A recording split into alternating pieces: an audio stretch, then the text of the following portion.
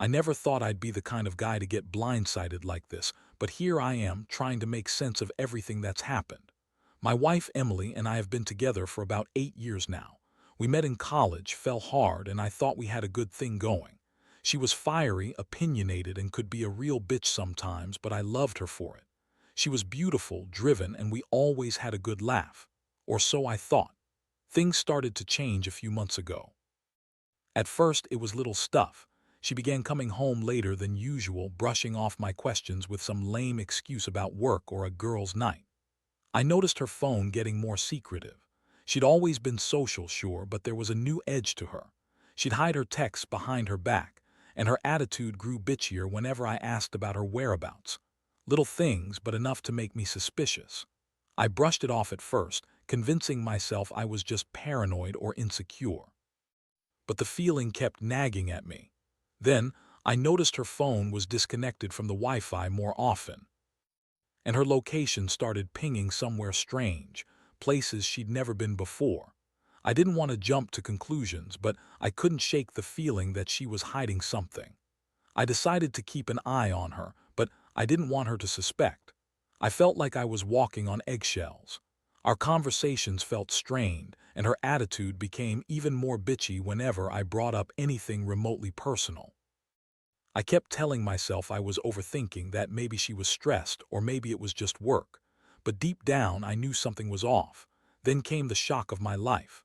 One night I was looking through our bank statements, something I wasn't used to doing honestly, and I saw a strange transfer. It was a sizable amount of money, more than usual, and it had gone to an account I didn't recognize. The transaction was marked as ransom payment. Wait, what? Ransom? I didn't even know what the hell that meant at first, but I knew it wasn't good. I looked closer, and that's when I realized that the funds were not just transferred to some random account. They were diverted to multiple accounts, all accessed from different locations. And then it hit me like a bolt. Emily had been involved in something way darker than I ever imagined. That's when I remembered her saying she was working late, going out for some drinks, and the strange calls I'd overheard her taking in the other room. I had no proof, yet, but this was enough to make my blood run cold. The money trail, the weird behavior, it all pointed somewhere ugly, and I started to put the pieces together. My wife, the woman I trusted, was maybe involved in some kind of criminal scheme, possibly even orchestrating her own kidnapping during some of her work trips, just to cover her tracks better. It felt like I'd been punched in the stomach. I didn't know what to think or how to feel. I was furious, confused, and honestly, completely devastated. I felt like I'd been living with a stranger all along, someone I didn't even recognize anymore. What kind of person does this? How could she betray me like that? I kept replaying every moment, every conversation, every sign I ignored. It's crazy how much you can miss when you're blinded by love, or maybe by ignorance. I didn't want to believe she was capable of all this. But the evidence was piling up, and I knew I had to confront her, even if it meant ripping apart everything I thought was real. I couldn't keep it to myself anymore. The more I thought about it, the more I realized I had to face her.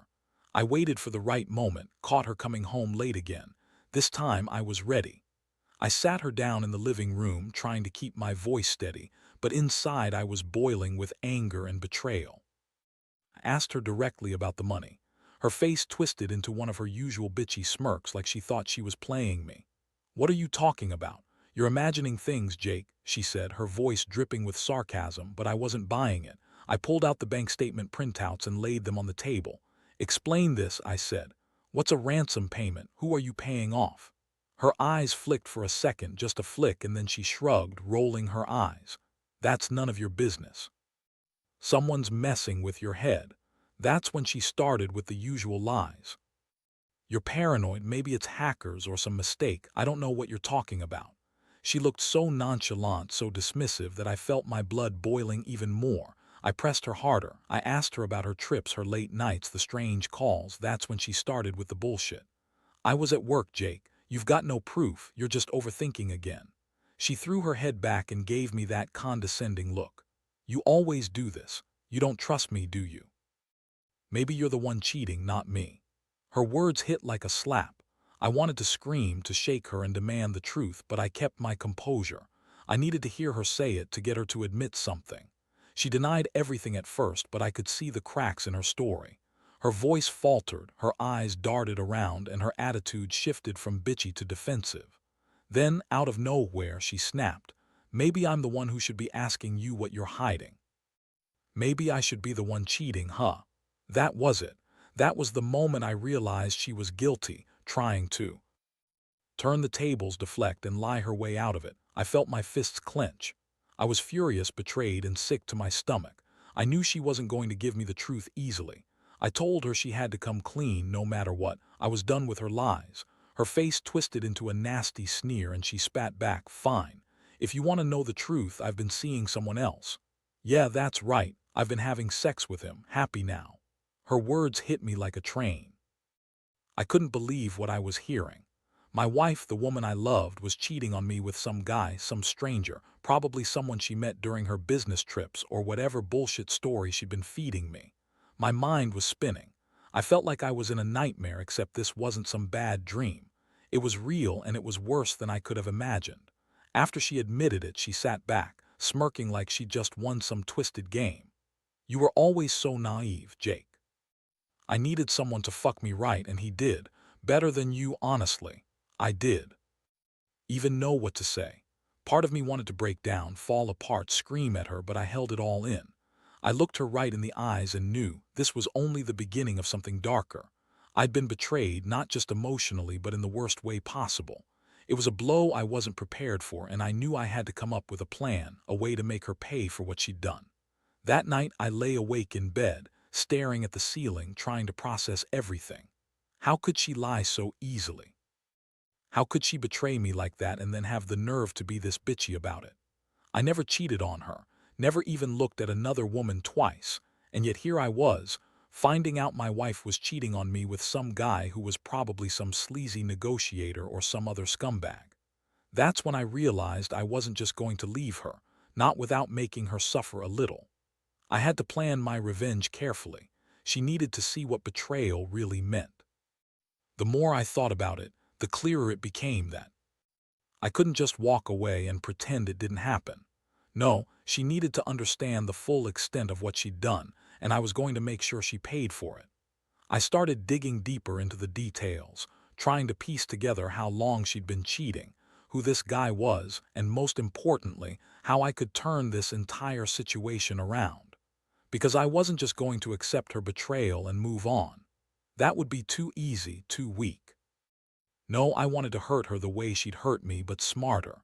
I remembered the bank records, the transfers, the diverted funds. The ransom payment was just the tip of the iceberg.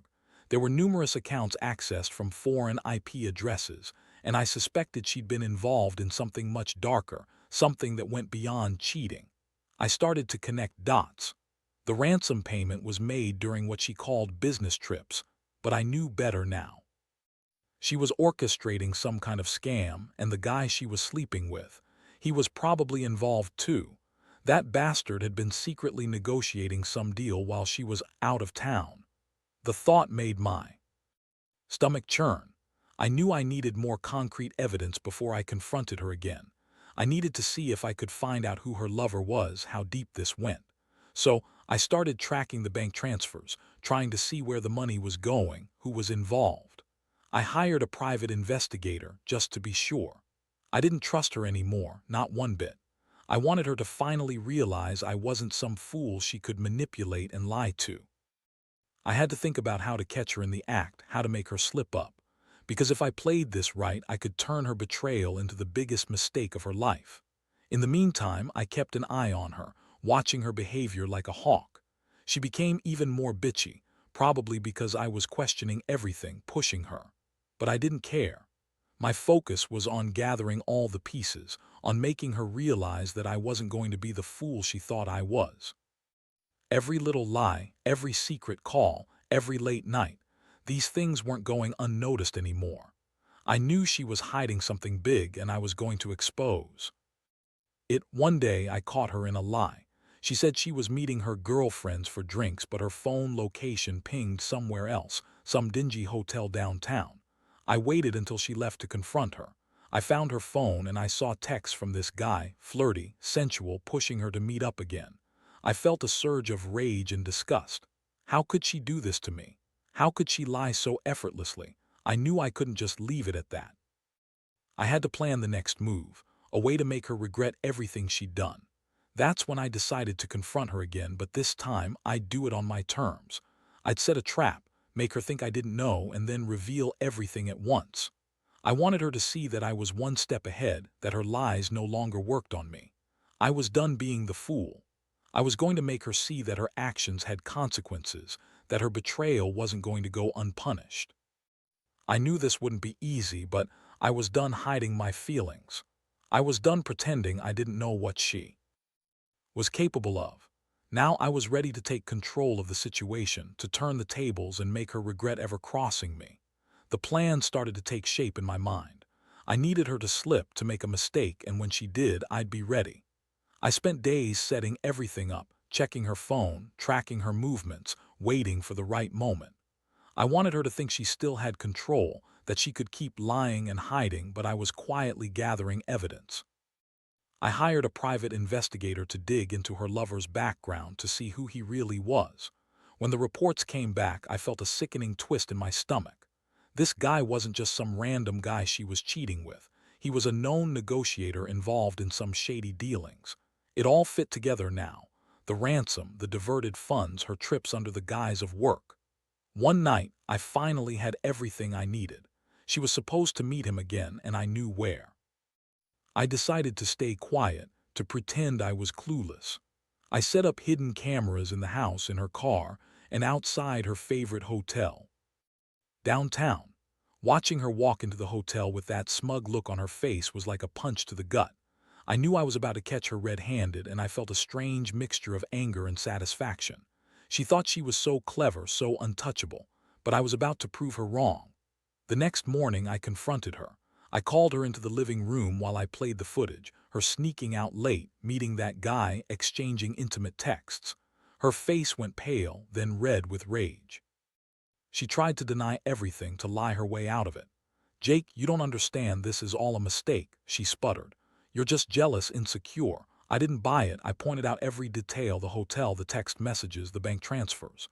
You've been cheating on me with this guy, haven't you? And you've been lying about everything, including the ransom payment." She stared at me, then burst into tears. Fake tears, I was sure of it. "Oh, Jake, I never meant for you to find out like this. I was just, I was just trying to make things better. You're so paranoid, always accusing me of stuff. Maybe you're the one who's been lying to yourself all along." Her voice cracked, but I could see the flicker of guilt beneath her bitchy facade. She knew she'd been caught, and she was trying to spin her way out of it. But I didn't buy her bullshit anymore. I saw through her lies like glass. As I watched her desperately try to save herself, I realized something. I felt nothing but cold rage.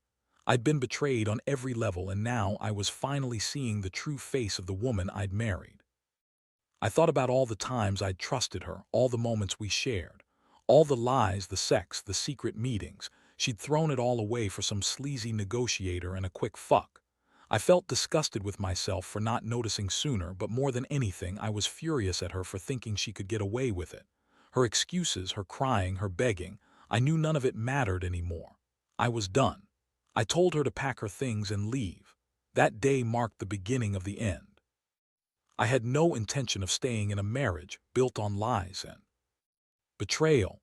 I wanted her gone, out of my life forever. And as she left, muttering some half-hearted apologies, I finally felt a strange sense of relief. It was finally over. I knew I'd have to rebuild my life from scratch, but at least I had uncovered the truth and taken back control. Still, the scars of this betrayal would stay with me. Proof that even the people closest to you can turn into enemies when greed and betrayal come into play. The aftermath hit me harder than I expected. Once Emily was gone, the house felt eerily empty. The silence was deafening, and I kept replaying everything in my head. Her lies, her sneers, the way she thought she was untouchable. I felt a strange mix of relief and deep sadness. For years I thought I knew her, trusted her, built a life with her. And now I was faced with the brutal reality that all of it was a lie. I'd been played, manipulated, used. The betrayal ran so deep that it changed how I saw everything. I spent the first few days in shock, trying to process the fact that she'd been cheating on me with some guy, probably for months, and involved in some shady scheme that nearly got me kidnapped. The whole thing was surreal. I kept asking myself how I let this happen, how I didn't see the signs earlier. Was I just blind? Was I too trusting? The truth was I felt humiliated, like I'd been a fool. But at the same time I was angry. Angry at her, angry at myself for not catching her sooner, and angry at that bastard she was screwing around with. I wanted revenge, not just on her but on him too. That's when I decided I needed to take control. I contacted the authorities, handed over all the evidence I had: bank transfers, the hotel footage, the private investigators' reports. I wanted to make sure she couldn't hurt me or anyone else again. I also reached out to the people involved in her scheme, ensuring they knew I knew what was going on. I didn't want her to get away with it. She thought she was smart, that she could manipulate everyone and keep her secrets hidden. But I had her cornered now. In the weeks that followed, I started rebuilding my life. I sold the house, moved into a smaller apartment, and cut all ties with her. It was painful, but I knew I had to let her go. I couldn't have her dragging me back into that nightmare. And honestly, I felt lighter, freer. But the scars remained. Every time I saw a story about betrayal or scheming, I'd remember her. How she lied to my face, how she used me, how she played her game of deception. It made me realize how dangerous people can be when they're driven by greed and selfishness. The most surprising part was the lesson I learned.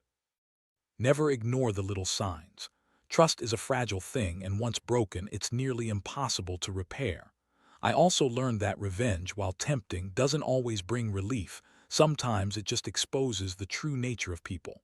What I wanted most now was peace, to move on and forget her. But I also knew I'd never forget what happened, and I'd carry the betrayal with me forever.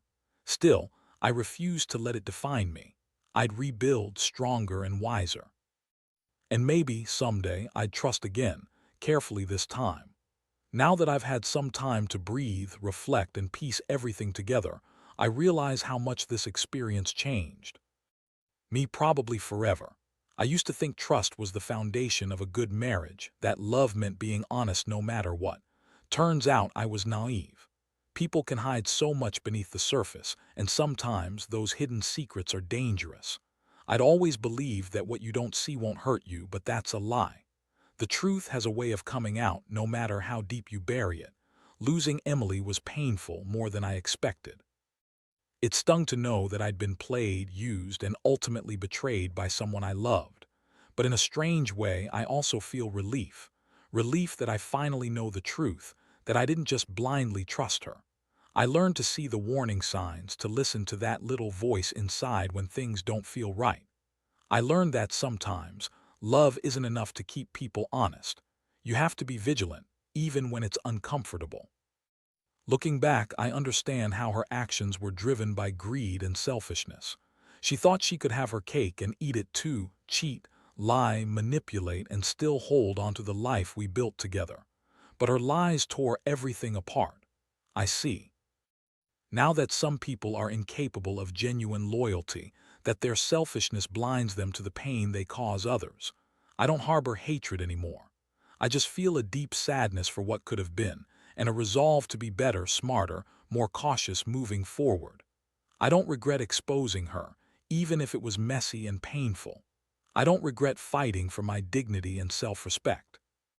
Because at the end of the day, I learned a harsh but important lesson. Trust is earned, and sometimes it's better to hold a little back.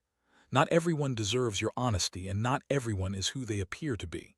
I've become more guarded, yes, but also more aware. As I close this chapter, I want to tell anyone reading this who might be going through something similar: don't ignore the signs. Don't let love blind you to reality. When something feels off, check it out. Confront it. Because hiding from the truth only makes everything worse in the long run. And if you're betrayed, remember, you're stronger than you think. You will survive, you will rebuild, and someday life will be better. Trust is fragile, but your strength is. Keep it close.